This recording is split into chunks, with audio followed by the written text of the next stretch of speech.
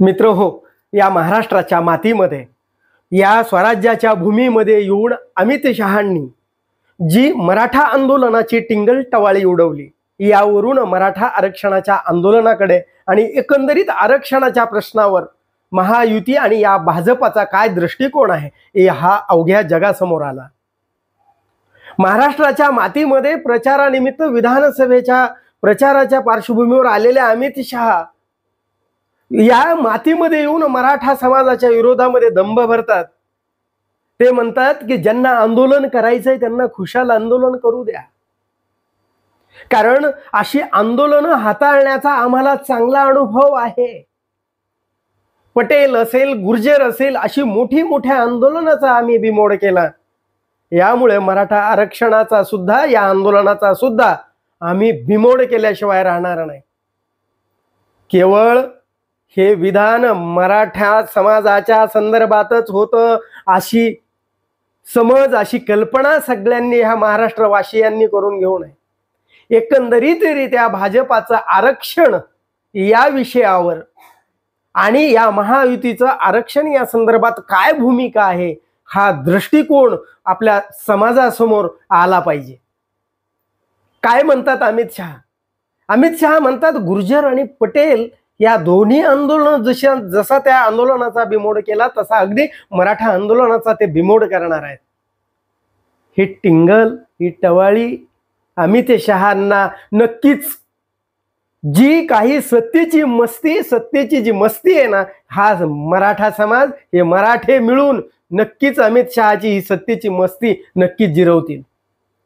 काय म्हणतायत अमित शहा? अमित शहा मराठ्यांचा आरक्षणाचा आंदोलनाचा तुम्ही बिमोड करणार म्हणजे धनगरांचं आरक्षण असेल, मराठ्यांचं असं आरक्षण असेल, जेवढे काही दलितांचं जे आरक्षण असेल, या सर्व आरक्षणाच्या संदर्भामध्ये हीच तर भूमिका असणार आहे ना युती सरकारची, महायुती सरकारची। आणि या मराठा आंदोलनाचा जर बिमोड करायचा आहे त्यांना, तर ते मराठ्यांना न्याय देणार आहेत का?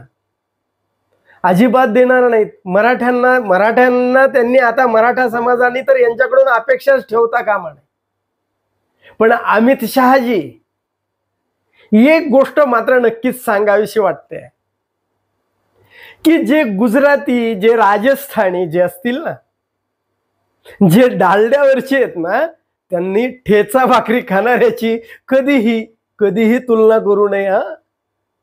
हा महाराष्ट्र राकट दगड धोंड्याचा महाराष्ट्र आहे आणि या महाराष्ट्राच्या मातीमध्ये इथं येऊन महाराष्ट्राच्या प्रतिष्ठेला कुणी जर कलंक लावण्याचा प्रयत्न करत असेल ना, तर ही महाराष्ट्राची माती आहे शहाजी। इथं आक्रमक कधीही परत गेलेला नाही, तो या मातीतच राहिला शेवटपर्यंत, अनंताच्या शेवटापर्यंत तो या मातीतच राहिलेला आहे। त्यामुळे या मातीमध्ये कुणीही येऊन कोणत्याही आक्रमकाने कधीही दंभ भरता कामा नये। तुम्ही फक्त इथं येऊन मराठा आंदोलनाची टिंगलटवाळी नाही केली, महाराष्ट्र धर्माची टिंगलटवाळी केलेली आहे। आणि या महाराष्ट्राची ज्यावेळेस टिंगलटवाळी होते ना, स्वराज्याच्या मातीची ज्यावेळेस अवमानना होते ना, त्यावेळेस इथला केवळ मराठा नाही, इथला मराठा असेल, दलित असेल, मुस्लिम असेल आणि छोट्या ज्या काही गट असतील ना, ते गट तट विसरून परकीय आक्रमकांच्या विरोधामध्ये एक संघपणे उभे राहतात। आणि हीच महाराष्ट्राची माती आहे, ही महाराष्ट्राची नाडी तुम्हाला माहित नसेल। कदाचित गडकरींकडून मार्गदर्शन घ्यायला आपल्याला नक्कीच लाज वाटत असेल, कदाचित तुमच्या तालावर नाचणाऱ्या फडणवीसांच्या गोष्टी कानात ऐकून तुम्ही महाराष्ट्रामध्ये भाजपचा सुपडा साफ करू नका। काही गोष्टी नक्कीच गडकरींच्याही ऐकत चला, म्हणजे तुमच्याकडून अशी वक्तव्य येणार नाहीत। कारण तुम्ही जे वक्तव्य केलंय ना, ते मुळात मराठ्यांच्या नाही तर महाराष्ट्राच्या जिवारी लागलेलं आहे। आणि मराठवाड्यामध्ये तुम्ही 30 जागा आणणार म्हणे, कशाच्या बळावर आणणार हो? लोकसभेला ज्या जागा गेल्या, जो सुपडासाप मराठवाड्यामध्ये झाला, आणि आता विधानसभेमध्ये तुम्ही 30 जागा आणणार। मराठवाड्यामध्ये एकंदरीत 46 जागा आहेत, त्याच्यातल्या 6 जागा राखीव आहेत।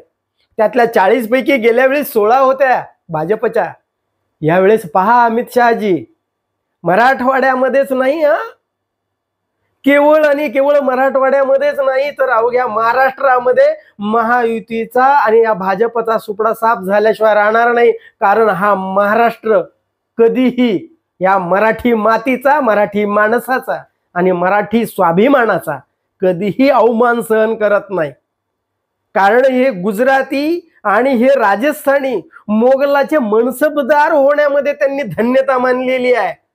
आणि ह्या मराठा मातीमध्ये, या महाराष्ट्राच्या मातीमध्ये अवघ्या तुम्ही जे हिंदुत्व मिरवता ना, जे सांगता ना सातत्यानं, त्या हिंदुत्वाचा झेंडा जो आहे ना, जे नाव घेताय ना भगवा, तो 18 पगड जातीचा आहे. इथल्या सर्व धर्मीयांचा जो भगवा आहे ना, तो त्यागाचा. ती स्वराज्याची भूमी आहे. ती कधीही कधीही तुमचा अवमान, तुम्ही केलेला या मातीचा अवमान कधीही सहन करू शकणार नाही. यामुळे येत्या विधानसभेला, लोकसभेला जो अनुभव तुमच्या वाट्याला आलेला आहे ना, त्याच्यापेक्षा निश्चितच वाईट अनुभव तुम्हाला येणार आहे. कारण महाराष्ट्रातली माणसं आहे ती व्याजासहित, ती मनसबदार नाहीत, मुजरे करणारे नाहीत, ती लढणारी आहेत. मरे मरे लेकिन पीछे नहीं हटे, मरहट्टे मरे लेकिन पीछे नहीं हटे. शहाजी यांचा नाद बरा नाही, नक्कीच करू नका नाद. कमळ जर तुम्हाला महाराष्ट्रातूनच सुपडा साफ करायचा असेल तर अवश्य या मराठ्यांचा आणि या मराठी मातीचा नक्कीच नाद करा. तो नाद तुमचा पुरता मिटवला जाईल आणि तुमची मस्ती आहे ना, ही महाराष्ट्राची माती नक्की जिरवणार म्हणजे जिरवणार, याची खात्रीच बाळगा. धन्यवाद.